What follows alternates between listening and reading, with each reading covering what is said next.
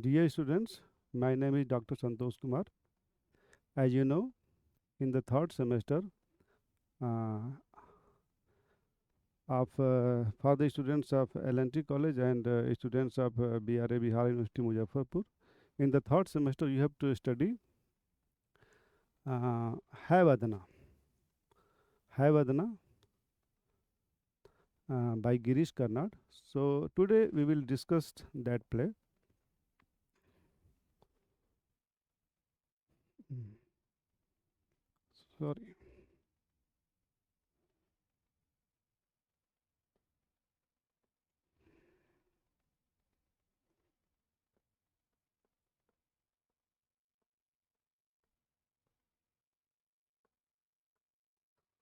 Hayavadana. First of all, means when this word means appears before you, first question arises in your mind: what is Hayavadana? It looks so different. First you do not get its meaning. So let me explain its meaning. Hay means horse, and Vadan means mouth.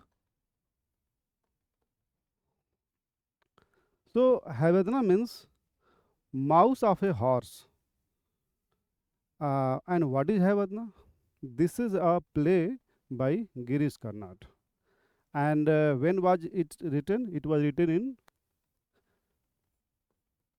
1971, and it was first produced in 1972. First production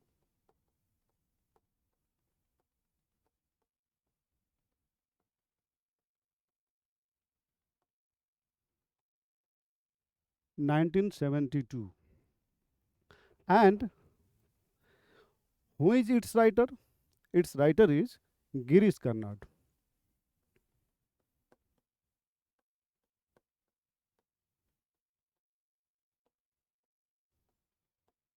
His lifespan was from 1938 to 2019. Just 5 6 years ago he died. And you know, Girish Karnad is not an ordinary name. I don't know what people call him, but in my opinion, he is modern Shakespeare of India. Because if you read his plays, if you watch the production of his plays on stage, each and every line is full of meaning. Each and every word is packed with ideas. So I call almost all his plays great plays. So I would like to name some most famous plays of Girish Karnad. Uh, Naga Mandala,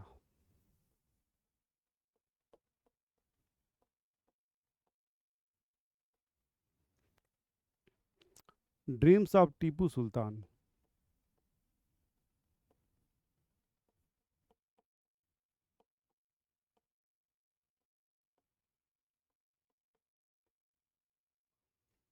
Yayati,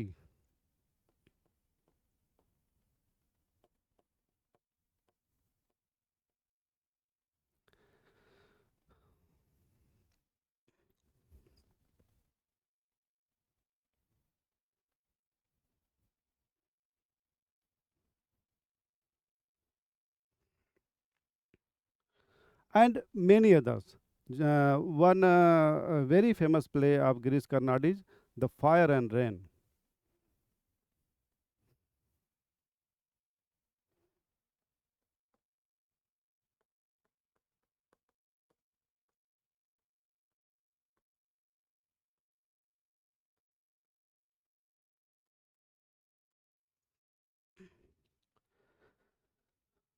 Actually, what does Girish Karnad do in his plays? He borrows the plot of his plays from some Indian myth, history, or some stories from Sanskrit collection, or some like Katha Sarisagar, like Thomas Mann's transpose heads. Means he borrows his plot from a rich collection of ancient India. So, but today our topic of discussion is Hayavadana, and before discussing Hayavadana in detail, we would like to know some important facts about Girish Karnad. Girish Karnad, is not only a playwright; he is an actor, he is a director of both plays and films. He is actor in both, dramas and films. You might have seen in several movies. Like recently, some years ago, I saw him in a movie named Tiger is Back. So he is a very famous personality, and as a director, he has directed a film named Utsav. It is very famous movie. So he is a multi-dimensional personality, and as a playwright, he is very famous. And uh, he is contemporary playwright, but currently he is no more. He died 6 years ago.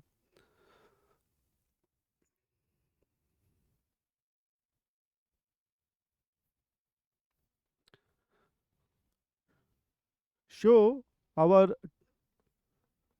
main discussion today is Hayavadana.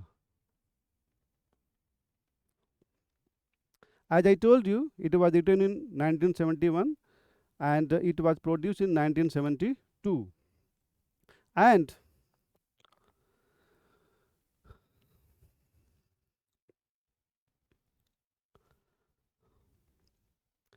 its meaning is face of a horse or a mouth of a horse. So, what is its basic theme? The basic theme of Havadana is incompleteness. Incompleteness and an eternal quest for completion. So, we would see which are the characters, which are the main characters in the play. The characters are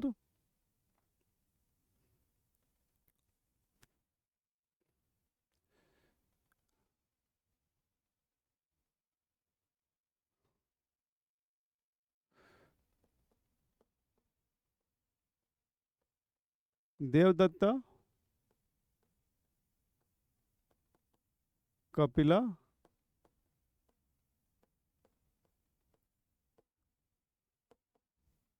Padmini. Hayavadana himself is a character.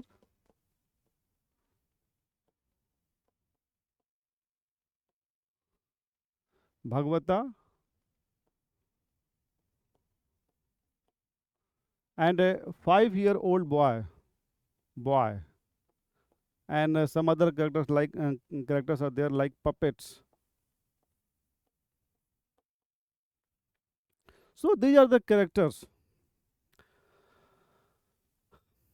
One thing I would like to means tell you that originally this play Havadana, it was written in Kannada, and later on it was directed in it was translated in English, and English version is very popular all over the world.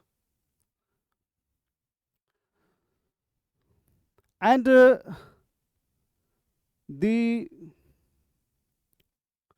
story of Havadana is not only story of these people. We can divide this play in three segments. The first segment is it is being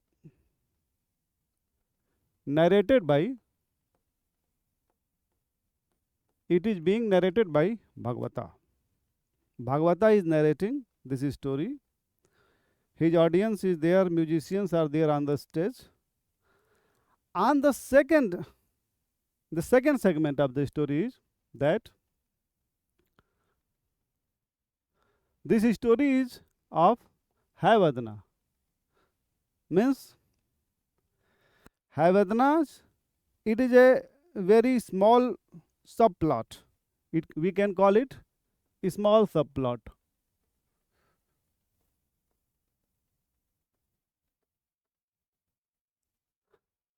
And the third level is this the main story of Devadatta, Kapila, and Padmini. So let us begin. So in the beginning of the play, we see that Bhagavata is narrating the story of Hayavadana. He is saying that two friends were there, Devadatta and Kapila, and they are very close friends, like Ram and Lakshman, like Love and Kush, like Krishna and Balaram. And with this introduction, what happens that there is one more character. He is named as actor. Actor.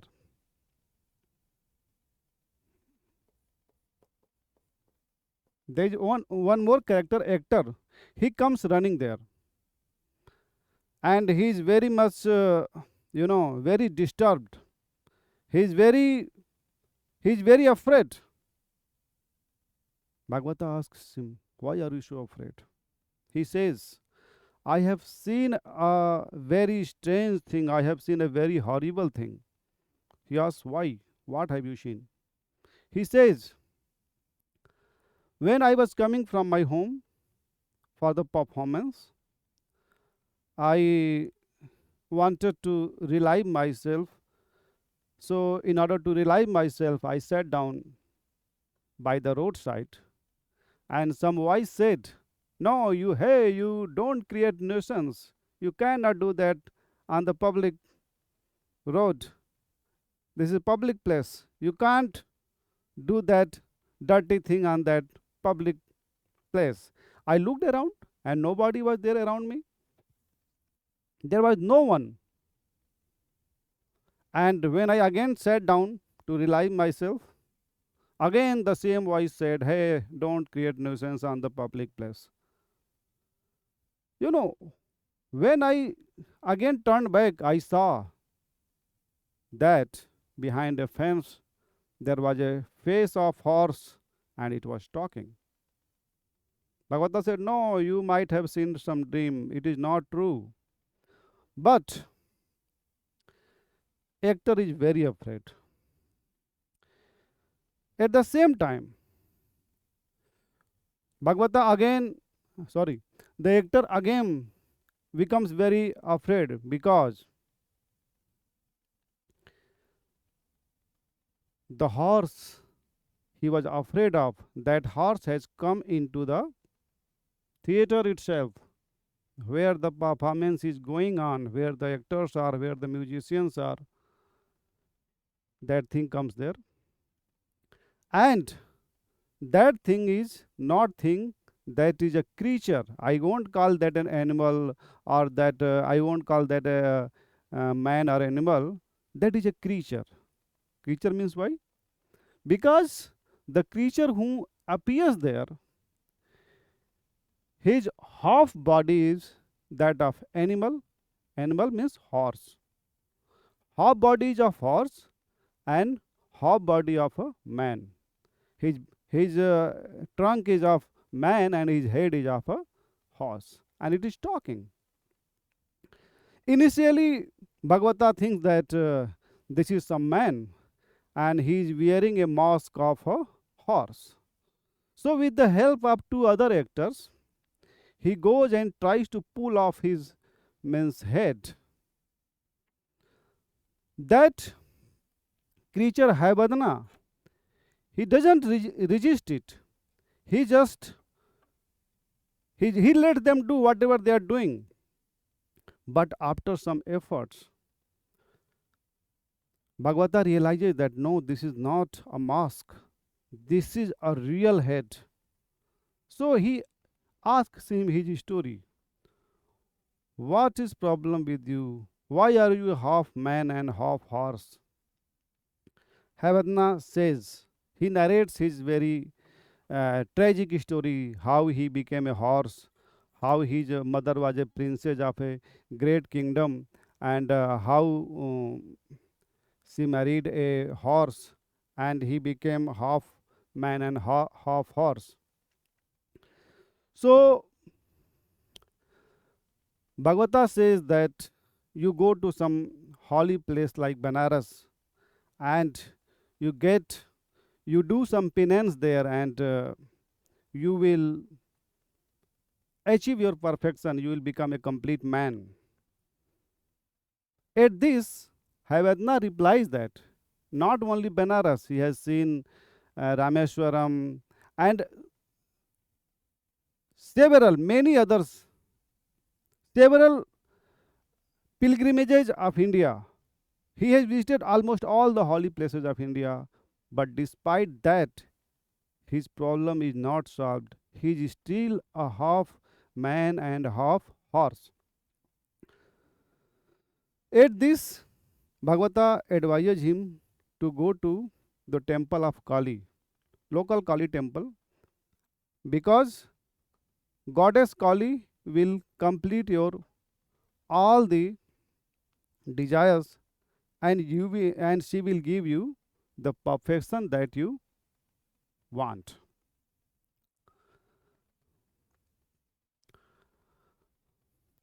So this small subplot for time being finishes here. It will again come at the ending of the play. So here, uh, you know, Havadna goes away for the visit of Kali temple, and Bhagavata, with the help of his musicians and actors, start the play again. Uh, at the very beginning of the play, goddess of idol of god Ganesha is brought before the audience on the stage.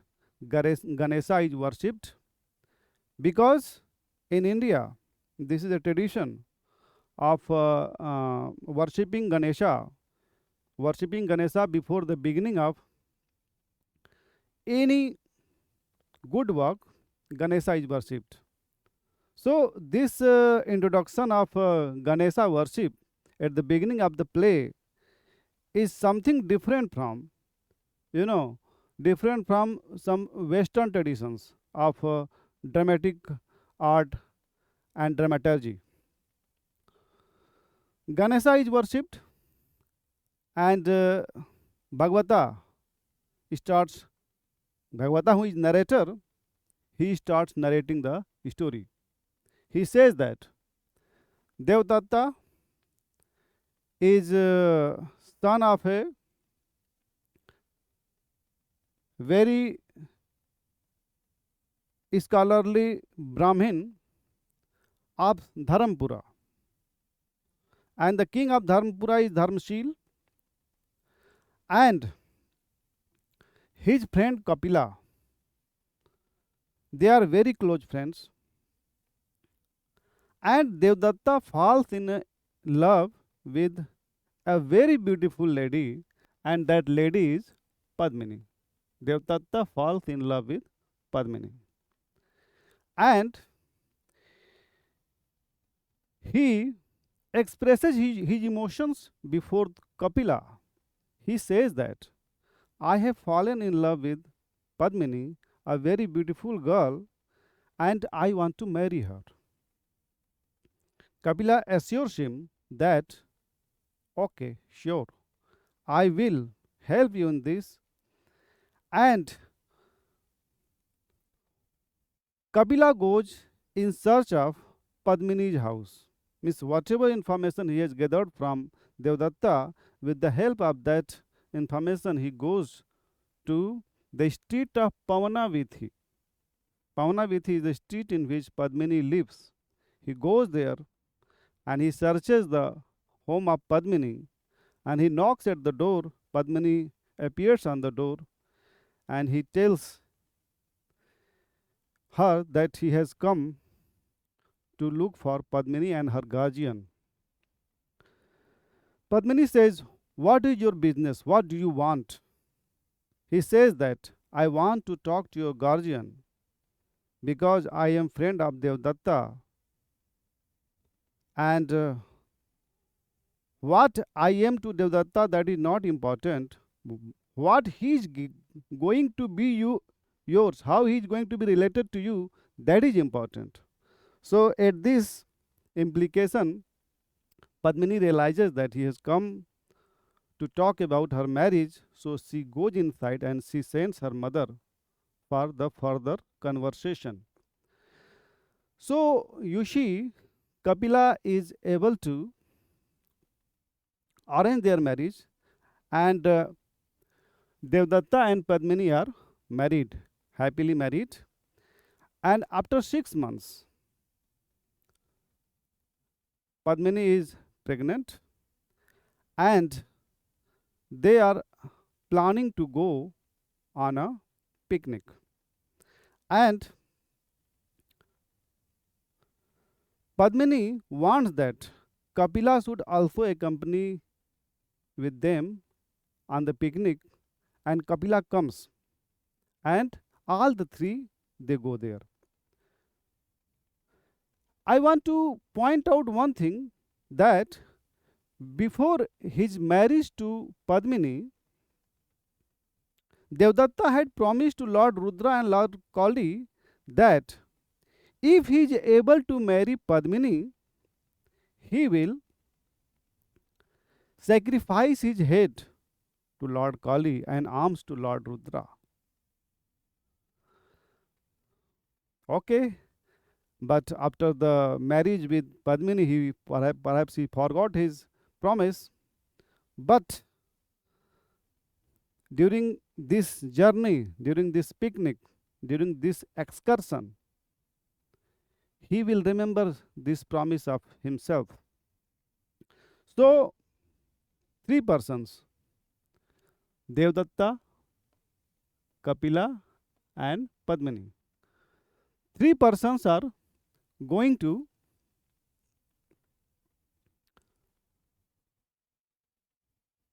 forest, going to a forest and on an excursion, and in the way, Padmini sees a bunch of flowers, a very beautiful flowers, and those flowers, she expresses her desire that I want those flowers. At this, Kapila immediately goes there. He climbs up the tree and takes that flower and comes back to Padmini and hands over that flower to her. Very soon, Devdatta realized that Padmini is attracted towards Kapila, and he becomes very sad after realizing this.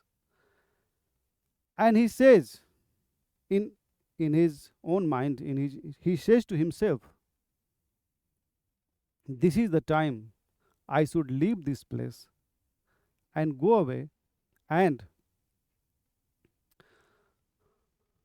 I should sacrifice myself." He remembers his promise that he has to sacrifice himself to goddess Kali. So he goes to he tells them that you people just stay here, and I am going somewhere, and after I shall come after some time. He goes into the forest, and he goes in the forest. He goes there in the temple of goddess Kali, and there is a sword. He takes up the sword and he cuts his head. His head is cut apart from his trunk, and he falls down and dies there. Padmini and Kapila, they keep on waiting for a long time, and at last Padmini says, Kapila, just go and check, just see what is happening. Why did Devadatta didn't come back? Kapila goes in the forest. He searches for Devadatta. Devadatta is not found anywhere. At last, he goes to the temple of Kali, and he sees what is the situation there. When he finds that his closest friend of the world, his greatest friend Devadatta, is falling down on the ground and he is lying dead there, he also takes the sword. He cuts his hair apart and he also dies. Only one character, Padmini, is left now. She waits for a long time, and after waiting for such a long time, she goes there. She also goes into the forest. She also searches for both of them, and she goes into the same Kali temple, and she finds that both Kapila and Devadatta, they are falling. They have fallen on the ground and they are lying dead there. Their heads are separate from their bodies, and they are no more. Padmini thinks that my husband Devadatta and his closest friend Kapila, both are dead. And these two people were very close to me. If my closest ones are dead, what shall I do to live alive? So I will also kill myself. So, in order to kill herself, Padmini takes up the sword and she tries to kill herself. But at the same time, Kali, goddess Kali, appears and she intervenes. She says that no, you cannot kill yourself because you are pregnant and you have one child inside your womb. You cannot kill yourself. Students, the story is very long, and I will continue this chapter in the next class as well. Thank you for listening.